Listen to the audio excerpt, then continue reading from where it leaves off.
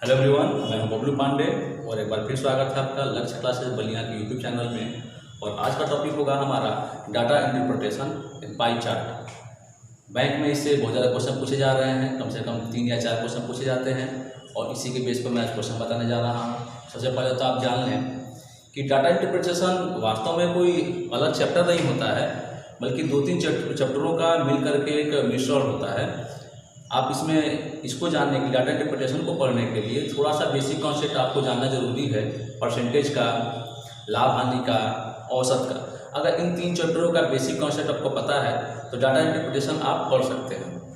और data interpretation में generally वृत्त के रूप में क्वेश्चन बैंक में आ रहे हैं, लेकिन अगर क्वेश्चन के आधार पर देखा जाए तो इसके क्वेश्चन कई रूपों में आ सकते हैं और आप लोग डाटा इंटरप्रिटेशन अक्सर व्यवहारिक ज़िंदगी में देखते हैं। तो थोड़ा सा पहले मैं डाटा इंटरप्रिटेशन का इंट्रोडक्शन बता दूं, जो आप अपने व्यवहारिक ज़िंदगी में कहाँ देखते हैं, इसको देख लें। और फिर मैं बता रहा हूँ कि कैसे क्वेश्चन को हल करेंगे, किस प्रकार के क्वेश्चन आ रहे हैं। और उम्मीद है कि इस वीडियो को देखने के बाद डाटा इंटरप्रिटेशन से रिलेटेड कोई भी क्वेश्चन आपके छूटेंगे नहीं एग्जाम में। तो डाटा इंटरप्रिटेशन वास्तव में देखते हैं, देखिए कई रूपों में आता है। जैसे अभी इलेक्शन के समय में आप देखते होंगे, इलेक्शन में सर्वे आता है किसी पार्टी के जीतने या हारने की। मान लीजिए इस प्रकार से दिया गया है और कह दिया कि किसी पार्टी की कोई विशेष पार्टी है और चुनाव हो रहा है। चुनाव में जनता द्वारा सर्वे किया गया है उस पार्टी के जीतने की प्रायिकता या हारने की जीतने की संभावना, ये सब क्या हो सकती है। तो 50% जनता ने कहा कि वो जीत सकती है, जबकि 30% जनता ने हार के लिए बताया। 20% जनता जीत या हार दोनों पर, जीत या हार दोनों संभावनाएं बता रही है, जबकि 10% जनता को इसके बारे में कोई आइडिया नहीं है।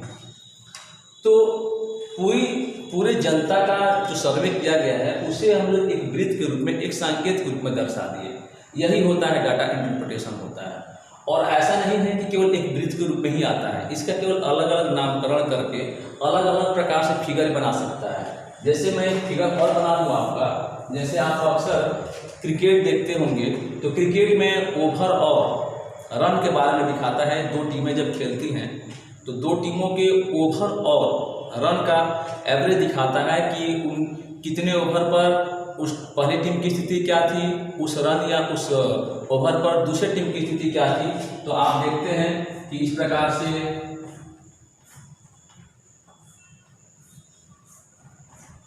आप क्रिकेट भी देखते होंगे। ये मान लीजिए ओवर हो गया और ये रन है, इस प्रकार से भी दिखा सकता है। तो जनरली इस प्रकार से कम आते हैं क्वेश्चन, इस प्रकार से भी बैंक में मैक्सिमम क्वेश्चन आते हैं। फिर एक तरीका और भी है, जैसे हम लोग अक्सर सर्वे देखते हैं, न्यूज़ सर्वे दिखाता है, या फिर आप लोग अखबारों में सर्वे देखते हैं किसी शहर के पोल्यूशन के बारे में या किसी देश के पोल्यूशन के बारे में। तो वहाँ दिखाता है जैसे 99 में पोल्यूशन स्टैंडर्ड ये रहा, 2010 में यह पोल्यूशन हो गया, 2015 में थोड़ा सा कम हुआ, 2040 तक पोल्यूशन बढ़कर यहाँ तक जाने की संभावना है। तो इस प्रकार से पाई चार्ट कई रूपों में दर्शा सकता है। पाई चार्ट दर्शाने का एक और भी तरीका होता है, इस प्रकार से भी दर्शा सकता है, आयत के रूप में, वर्ग आयत के रूप में। तो कई प्रकार से दर्शाते हैं। यानी कि वास्तव में पाई चार्ट एक संकेत है, केवल एक सांकेतिक भाषा है और सांकेतिक भाषा के आधार पर ही हमें दिए हुए प्रश्नों को हल करना होता है, चाहे वो इस प्रकार से दे, ऐसे दे, इस प्रकार से दे या इस प्रकार से दे। तो जनरली बैंक में वृत्त करके ही क्वेश्चन पूछे जा रहे हैं, तो मैं इसके आधार पर बनाऊंगा। हालांकि मैं प्रयास करूंगा कि सारे वीडियो में एक एक करके सभी प्रकार के फिगर, जितने फिगर बन सकते हैं सभी फिगरों को मैं क्वेश्चन बता दूंगा आप लोगों को। पहला मैं वृत्त से रिलेटेड क्वेश्चन जो वृत्त के रूप में दर्शाता है उसको बताने जा रहा हूँ। तो इस आधार पर बैंक में एक चार्ट बना होगा और एक चार्ट के आधार पर 3 या 4 से क्वेश्चन पूछे जाते हैं। तो जिन्हें इसका कॉन्सेप्ट पता है वो 3 या 4 क्वेश्चन कर लेते हैं, लेकिन जो इसका कॉन्सेप्ट नहीं जानते हैं उनसे वो 4 सारे क्वेश्चन छूट जाते हैं और 3 या 4 क्वेश्चन का नुकसान हो जाता है उन्हें। तो चलिए मैं अब शुरू करता हूँ। पहला मैं इस टाइप का क्वेश्चन बताया जा रहा हूँ और मैं फिर बता दूँ आपको कि यह जो मैं टॉपिक पढ़ा रहा हूँ बैंक के लिए बहुत ही इंपॉर्टेंट है। बैंक में कंफर्म इससे क्वेश्चन आते हैं, तो जो लड़के बैंक की तैयारी कर रहे हैं वो इसे जरूर देख करके जाए। चलिए मैं अब इसे मिटा जा रहा हूँ और मैं क्वेश्चन नंबर 1 बता रहा हूँ। इसके आधार पर मैं क्वेश्चन लिख रहा हूँ और क्वेश्चन लिख करके और एक एक करके सॉल्यूशन आपको बता रहा हूँ।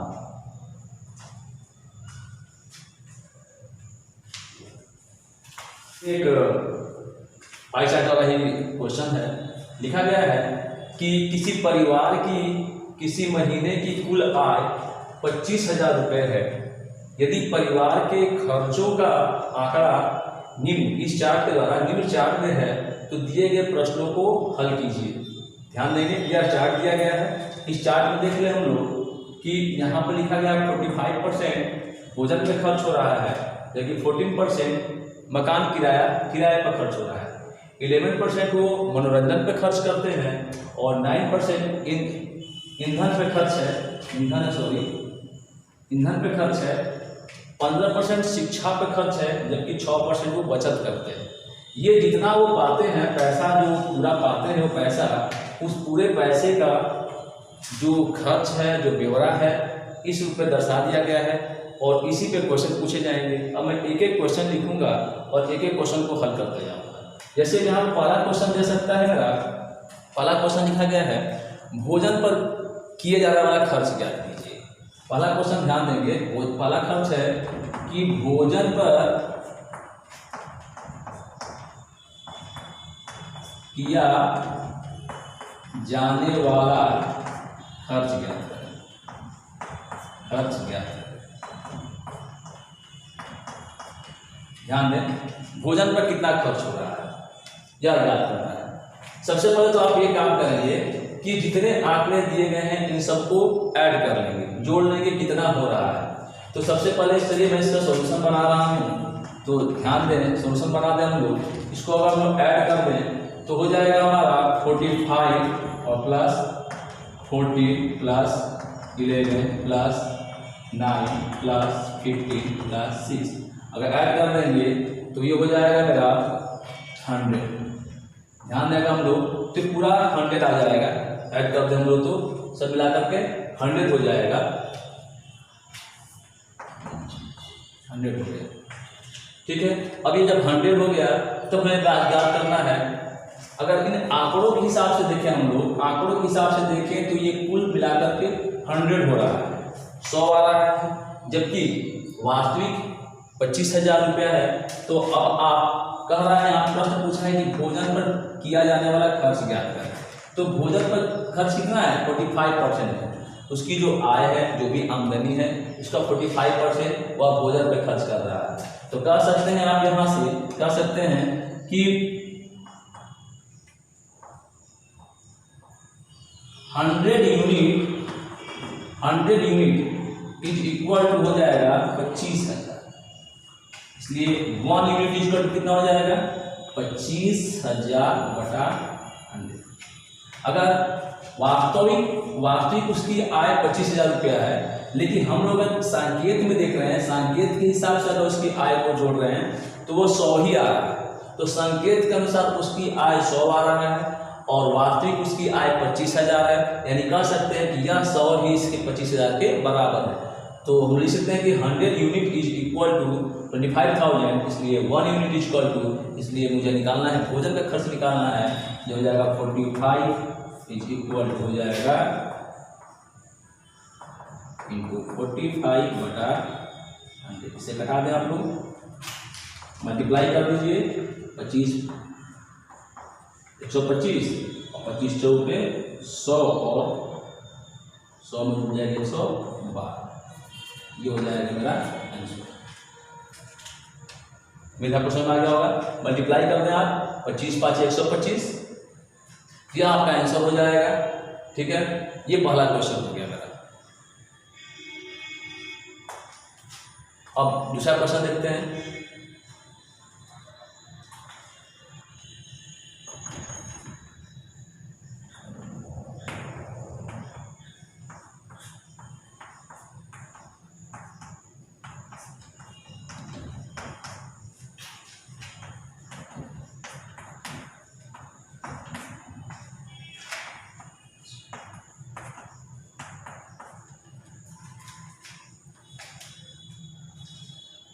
ये देखिए ये दूसरा नंबर क्वेश्चन हो गया मेरा, कह रहा है किराए पर किया जाने वाला खर्च ज्ञात करें। तो आप ध्यान दें, हमने ऐड किया था, सबको ऐड करके कितना आया था मेरा, सबसे पहले ही ऐड कर ले हम लोग। सबको ऐड करने पर 100 आया था हम लोगों का, अगर सबको ऐड किए थे। मैं यहाँ पर लिख दे रहा हूँ, यहाँ पर 45, 14, 11, 9, 15 और 6 अगर ऐड कर देंगे तो 100 आएंगे। तो सबको अगर ऐड कर दें तो 100 आया था हम लोगों का।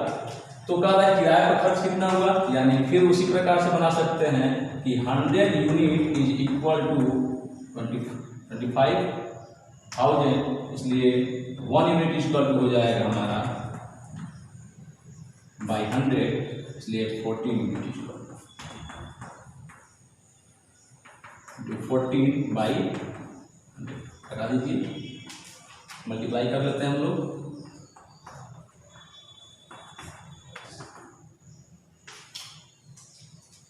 मल्टीप्लाई कर लिए, देखिए कितना आया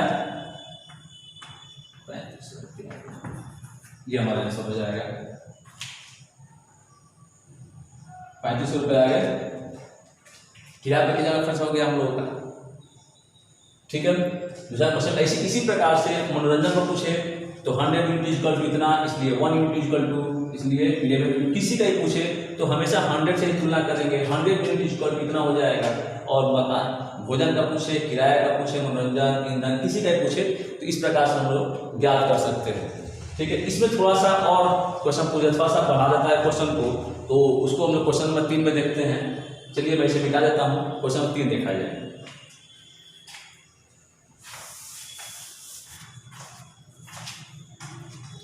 देखिए यह क्वेश्चन नंबर 3 है, लिख रहा है कि भोजन और शिक्षा पर किए जाने वाले खर्च का अनुपात क्या होगा। तो ध्यान देंगे यहाँ पर भोजन और शिक्षा पर किए जाने खर्च का, तो फिर आपको इसका वास्तविक मान निकालने की कोई आवश्यकता नहीं है, क्योंकि यहाँ भी भोजन भी परसेंटेज के रूप में दिया गया है और शिक्षा परसेंटेज के रूप में दिया गया है। तो फिर आपको इसका वास्तविक वैल्यू निकालने की आवश्यकता नहीं है। भोजन कितना है हम लोग का, हो जाएगा भोजन रेशियो शिक्षा।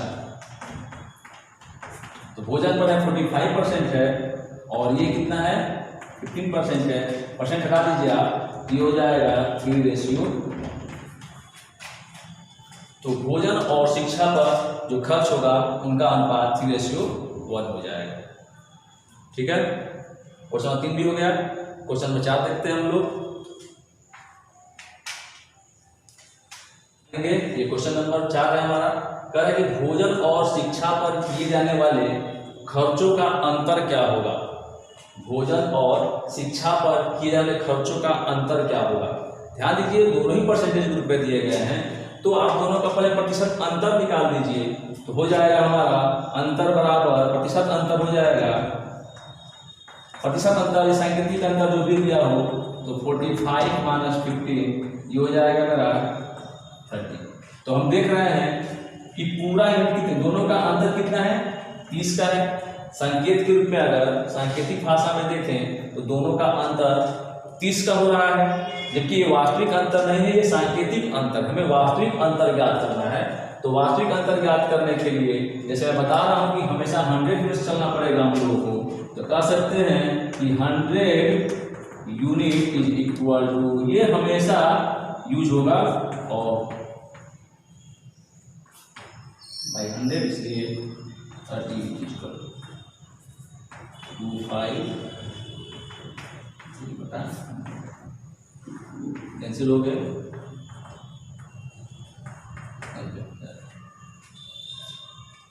ये भी आ चुका हम लोगों का।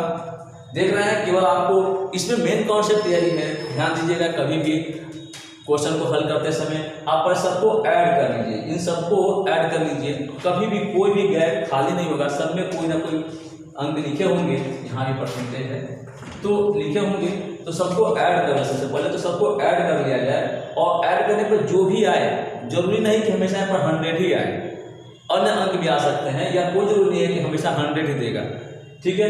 तो जो भी आए उससे आपको तुलना करना पड़ेगा, उतना यूनिट इक्वल टू आपकी दी गई आंकड़े होंगे, यह आंकड़ा जरूर देगा, यह आंकड़ा उसका जो टोटल आय है या टोटल जनसंख्या है जो भी है वह आंकड़ा जरूर देगा, और इनको आप इन्हीं को तुलना करेंगे, उसके आधार पर जो भी क्वेश्चन बनेंगे, जो भी प्रश्न दिए होंगे उन्हें हल करना पड़ेगा। मैं बार बार कर रहा हूँ, इसे पढ़ने के लिए ज़्यादा जानना जरूरी नहीं है।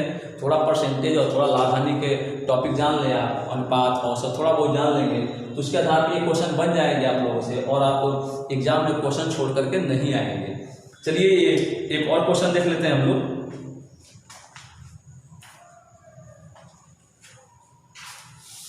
चलिए ध्यान दें, ये 5वां नंबर क्वेश्चन है हमारा। किराए पर किया जाने वाला खर्च ईंधन पर खर्च का कितना प्रतिशत है? ध्यान देंगे, प्रतिशत है। किराए पर किया जाने वाला खर्च ईंधन पर खर्च का कितना परसेंट है, यानी ईंधन के रिस्पेक्ट में किराया आपको किराए वाला निकालना है तो हो जाएगा प्रतिशत इक्वल टू, देखिए सबसे पहले किराए वाला लिखेंगे क्योंकि किराए पर का पूछा है। किराया पर वाला ईंधन के तुलना में किराए पर वाला कितना प्रतिशत है यह निकालना है। अब इन दोनों का इसके रिस्पेक्ट में इसको निकालना है तो हो जाए किराए वाला लिख दिए बटा ईंधन इंटू 100%। अब ध्यान देंगे यहाँ 100% क्यों बदलना है, तो इसकी तुलना में ये 9 है और ये 14 है, इसकी तुलना में कितना गुना अधिक है, इतना गुना अधिक है। किराए पर का खर्च ईंधन पर के खर्च से कितना गुना है, तो इसको अगर हम डिवाइड कर देंगे तो पता चले कितना गुना है, इतना गुना हो गया। लेकिन उससे बदलना है हमें प्रतिशत में, और प्रतिशत बदलने के लिए हमें 100 से मल्टीप्लाई करना पड़ता है, तो ये 100 से लिख दिया हम लोग। अब चलिए इसको डिवाइड कर दिए आप लोग, कुछ कट रहा है नहीं कटेगा ना, नहीं डिवाइड कर दें आप लोग, डिवाइड करने पर कितना आएगा,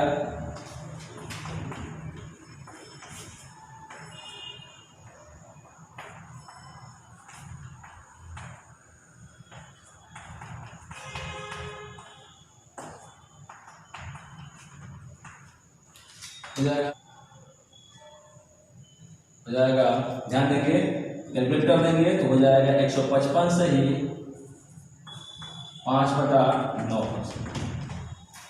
तो उम्मीद है कि आज का टॉपिक आपको समझ में आया होगा, और इस प्रकार के क्वेश्चन आप प्रैक्टिस कीजिए, और कहीं प्रॉब्लम हो तो मुझे ज़रूर कांटेक्ट कीजिए। बाकी मोबाइल नंबर और जो भी डिटेल्स है मोबाइल इसमें वीडियो के लिंक में ही मिल जाएंगे आप लोगों को। हमारी ऑफलाइन क्लासेज बलिया के द्वारकापुरी कॉलोनी में चलती हैं, तो जो लोग हमसे मिलना चाहते हैं कॉन्टैक्ट नंबर से और एड्रेस दिए गए हैं संपर्क कर सकते हैं। तब तक के लिए बेस्ट ऑफ लक, जय हिंद।